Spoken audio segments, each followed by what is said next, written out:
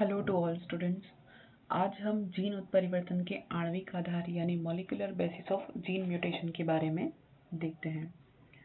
आणविक स्तर पर उत्परिवर्तनों का अर्थ जो है न्यूक्लिक अम्ल के न्यूक्लियोटाइड के सीक्वेंस में परिवर्तन करना है। यानी मॉलिक्यूलर बेस पे हम म्यूटेशन यानी क्या समझते हैं कि न्यूक्लिक एसिड के न्यूक्लियोटाइड सीक्वेंस में न्यूक्लियोटाइड क्रम में अगर चेंज आ जाए तो इसे हम मॉलिक्यूलर बेस पर म्यूटेशन कहते हैं। ये निम्नलिखित प्रकार के हो सकते हैं, जैसे पहला है क्षारों की हीनता यानी कि डिलीशन ऑफ बेस। दूसरा है क्षारों का निवेशन यानी इंसर्शन ऑफ बेस। थर्ड है क्षार क्रम में प्रतिलोमन यानी इन्वर्जन बेस सीक्वेंस। और फोर्थ है किसी क्षार युग्म का प्रतिस्थापन यानी सब्स्टिट्यूशन ऑफ बेस पेयर। यानी पहला क्या है क्षारों की हीनता यानी कि न्यूक्लिक एसिड जो है उनके बेस में कमी आ जाए, किसी भी बेस में कमी आ जाए, प्यूरिन पिरिमिडिन में से किसी में भी कमी आ जाए तो वो क्षारों की हीनता में आएगा। क्षारों का निवेशन यानी बेस का इंसर्शन, कोई ऐड हो जाता है बेस तो उसको इंसर्शन में काउंट करेंगे। थर्ड क्षार के क्रम में प्रतिलोमन यानी कि उसके सीक्वेंस में कोई परिवर्तन आ जाए। और फोर्थ है किसी भी क्षार युग्म का प्रतिस्थापन यानी किसी बेस पेयर का क्या हो जाएगा, सब्स्टिट्यूशन हो जाएगा, तो यहाँ पर काउंट करेंगे। जो फर्स्ट 3 टाइप हैं उनमें उत्परिवर्तनों में सबसे पहले हम क्या कहते हैं, जो 3 प्रकार के उत्परिवर्तन वाले टाइप हैं यानी क्षारों की हीनता, क्षारों का निवेशन, क्षार क्रम में प्रतिलोमन, ये जो है वो डीएनए के टूट कर वापस जुड़ने से संबंधित है। मतलब इनमें क्या होगा कि पहले डीएनए टूटेगा फिर जुड़ेगा, तो इस तरह का परिवर्तन इसमें आएगा। लेकिन जो लास्ट वाला फोर्थ वाला पोर्शन है उसमें क्या है कि डीएनए टूटेगा नहीं बल्कि इसमें उत्परिवर्तन डीएनए पुनरावृत्ति में दोष के कारण होता है।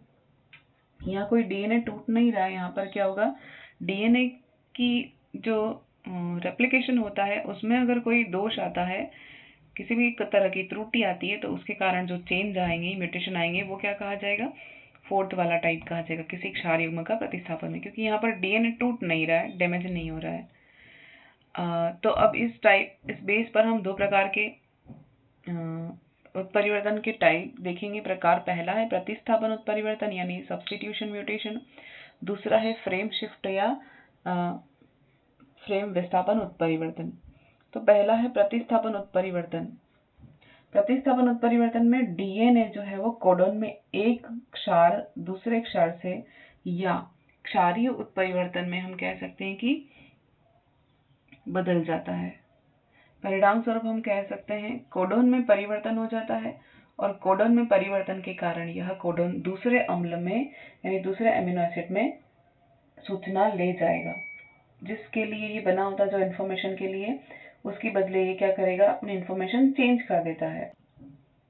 तो यहाँ फर्स्ट टाइप हम देखते हैं प्रतिस्थापन उत्परिवर्तन या सब्स्टिट्यूशन म्यूटेशन।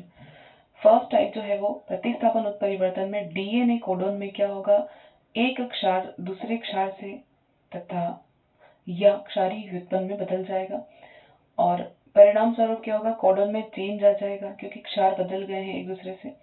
और कोडोन में परिवर्तन के कारण उस पहले वाले कोडोन की जो इन्फॉर्मेशन थी वो बदलकर दूसरे वाले कोडोन की इन्फॉर्मेशन के लिए फिक्स हो जाएगी, यानी कि अमीनो अम्ल का जो क्रम है वो बदल जाएगा। तो प्रोटीन के अमीनो एसिड के क्रम में बदल जाना और इस प्रकार के लक्षणों में परिवर्तन आ जाना प्रतिस्थापन उत्परिवर्तन कहलाता है। यहाँ हम देखते हैं डीएनए, इसका सीक्वेंस है और इसको एमआरएनए की सीक्वेंस में हम, ये नॉर्मल चेन है, नॉर्मल पॉलीपेप्टाइड चेन है जो डीएनए से एमआरएनए बना रहा है, वो इसके आधार पर इंफॉर्मेशन सेट करके बना रहा है। और यहाँ पर जो अमीनो एसिड बनेंगे वो भी इसी के कोडोन के जो साथ बनते हैं वो यहाँ पर अमीनो एसिड बन जाते हैं। अब यहाँ देखिए प्रतिस्थापन अगर हो जाता है यानी म्यूटेशन हो गया, तो म्यूटेशन के कारण कह क्या रहे हैं कि कोई भी क्षार दूसरे क्षार से बदल सकता है।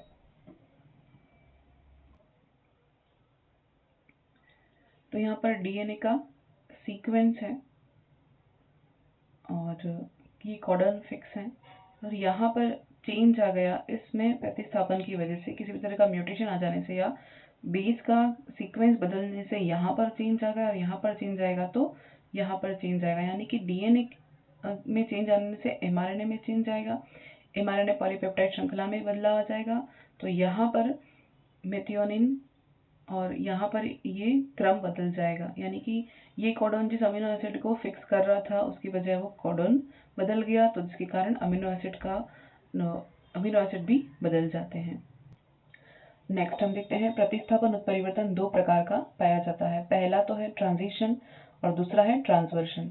ट्रांजिशन उत्परिवर्तन में हम देखेंगे कि इस प्रकार के म्यूटेशन में पॉलीन्यूक्लियोटाइड श्रृंखला में एक प्यूरिन से दूसरे प्यूरिन में परिवर्तन हो जाता है और दूसरी चेन में हम पेरिमिडिन से पेरिमिडिन का चेंज करते हैं। तो यानी ट्रांजिशन में क्या होगा कि प्यूरिन से प्यूरिन का ही परिवर्तन होगा या पेरिमिडिन का पेरिमिडिन से ही परिवर्तन होगा, तो उसे हम ट्रांजिशन म्यूटेशन कहते हैं। तो ट्रांजिशन म्यूटेशन जो है वो डीएनए में पुनरावृत्ति के दौरान निम्नलिखित प्रकार से प्रेरित किया जा सकता है, यानी कि ये जो म्यूटेशन है वो डीएनए में रेप्लिकेशन के दौरान होगा, पुनरावृत्ति के दौरान होगा और इसके टाइप्स यहाँ पर दिए गए हैं। पहला है टोटोमराइजेशन, दूसरा है बाय आयनाइजेशन या विकिरण के द्वारा, तीसरा है क्षार अनुरूप द्वारा बाय बेस एनालोगस और विअमीनीकरण या डीएमिनेशन के द्वारा और हाइड्रोक्सिल एमीन के द्वारा। ये 5 टाइप यहाँ पर हम देखते हैं। सबसे पहला है टोटोमराइजेशन। इसमें क्या लिखा है कि सामान्य डीएनए में एडेनिन जो कि एक प्यूरिन है और थाइमिन जो कि एक पिरिमिडिन है, इससे ये डबल बॉन्ड के द्वारा जुड़ा रहता है। ए और टी का जो बॉन्ड है बीच में वो क्या है, द्विबंध है। और ग्वानिन जो कि एक प्यूरिन है और साइटोसिन जो कि एक पिरिमिडिन है वो भी आपस में 3 बंधों के द्वारा जुड़ा रहता है। ये सामान्य अवस्था है, हम जानते हैं कि ए और टी के बीच में द्विबंध और सी और जी के बीच में ट्रिपल बॉन्ड यहाँ पर होता है। ये नॉर्मल कंडीशन है।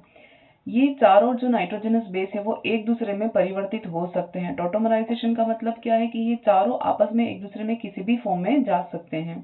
तो जो फॉर्म बदल के अपनी अवस्था बनाएंगे, बदली हुई अवस्था, वो बदली हुई अवस्था क्या कही जाएगी, टोटोमरीज कही जाएगी या टोटोमराइजेशन इसी को कहते हैं। नॉर्मल कंडीशन से अपनी कंडीशन को बदल देना, ये हाइड्रोजन के बंध के पुनः व्यवस्थित होने से बनते हैं, यानी कि जो हाइड्रोजन बॉन्ड है इनके बीच में वो आपस से रीअरेंज हो जाएंगे, जिससे कि टोटोमेरिक विस्थापन कहते हैं। इस प्रोसेस को क्या कहा हमने, टोटोमेरिक विस्थापन कहा। टोटोमराइजेशन के कारण साइटोसिन और एडेनिन का अमीनो समूह, यानी साइटोसिन और एडेनिन के बीच में कौन सा बंध होता है, अमीन समूह, और अमीन किस में बदल जाएगा, इमीन समूह में बदल जाएगा। इसी प्रकार कीटो समूह जो थाइमिन और ग्वानिन का है, ये किस में बदल जाएगा, कीटो इनॉल में बदल जाता है। तो सामान्य अवस्था तो इनकी कैसी है, ए और सी की कॉमन कंडीशन तो एमिनो समूह है, लेकिन अपनी रेयर यानी कि अनकॉमन अवस्था जो है टोटोमेरिक अवस्था, वो कौन सी, एनएच या इमीन समूह या इमिनो समूह है होगी, तो इसमें बदल जाता है। फिर कीटो जो है वो किस में बदल जाएगा, थाइमिन जो है वो कीटो, ये स्टेबल कंडीशन है और ग्वानिन में इन दोनों की स्टेबल कंडीशन है, तो ये किस में बदल जाएगा, इनोल में बदल जाता है, जो कि लेस स्टेबल कंडीशन है। तो इन दोनों के लिए स्टेबल कौन सा है, कीटो, इन दोनों के लिए स्टेबल कौन सा है, एमिनो। तो एमिनो से इमिनो में, और यह थाइमिन और ग्वानिन कीटो से इनोल में बदल जाएगा, जो कि इनके लिए रेयर अवस्था है या अनस्टेबल अवस्था है, लेस स्टेबल अवस्था है।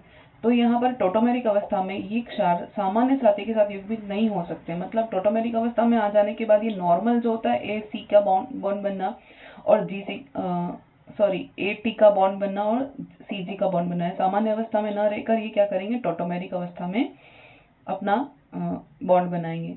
तो टोटोमेरिक एडेनिन प्यूरिन सामान्य साइटोसिन से तथा टोटोमेरिक ग्वानिन सामान्य थाइमिन के साथ युग्मित होती है। इस प्रकार के क्षार युग्म को क्या कहेंगे, असामान्य क्षार युग्म कहते हैं, और यही उत्परिवर्तन को प्रेरित करते हैं। तो ये हम कह सकते हैं कि पॉइंट म्यूटेशन भी है, क्योंकि यहाँ पर बेस को चेंज किया जा रहा है। ये देखिए यहाँ पर ए और सी जो कॉमन अवस्था है एमिनो ग्रुप, लेकिन ये रेयर अवस्था एनएच या इमिनो समूह में बदल जाएगा, जो कि अनस्टेबल रहेगा, ये टोटोमेरिक अवस्था कही जाएगी।